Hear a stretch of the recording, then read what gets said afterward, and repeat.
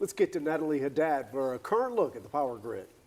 Hey, Chris. Yeah, we are certainly keeping a close eye on the power grid as we have been for the last several days with these excessive heat warnings that, of course, our WFA meteorology team has been talking extensively about. I want to take a look at these colors. This turquoise is indicative of the demand that Texans have for our electricity as we crank up those ACs and use electricity for other means of keeping cool. And this purple is indicative of the supply to meet that demand. Now, in the past several days, we've seen these lines much closer, but this graph, numbers aside, is indicative of a pretty decent day for our ERCOT grid. Taking another look at these operating reserves showing a little more than 7,400 megawatts normal conditions, there is enough power for current demand. Now, what can we thank for all of the supply that we have today? Well, this list here on the ERCOT grid shows solar, wind, hydro.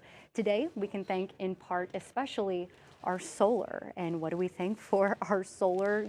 Supplying that supply for Texas' demand is the hot sun. Now, speaking of, the city of Dallas and Reliant Energy launched its Beat the Heat program for the summer. The two have teamed up to open cooling centers for that summer heat relief we're experiencing right now.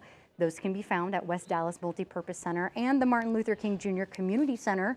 The City of Dallas residents can also sign up to receive a free cooling fan. Of course, that's just while supplies last. Now, officials behind the Beat the Heat program say these resources are especially important to vulnerable Dallas residents who are at risk during the summer.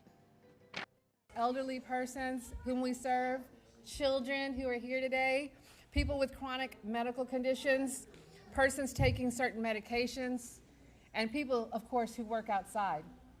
So residents may face these barriers, and maintaining comfortable temperature in their home environment is a necessity. Now, we're going to continue to keep an eye on this grid, especially on the supply and demand as the excessive heat continues. And we're going to have more information on that Beat the Heat program on our website and on our WFAA app. But for now, I'm going to send it back to you, Chris and Izzy. All right. Thank you, Natalie.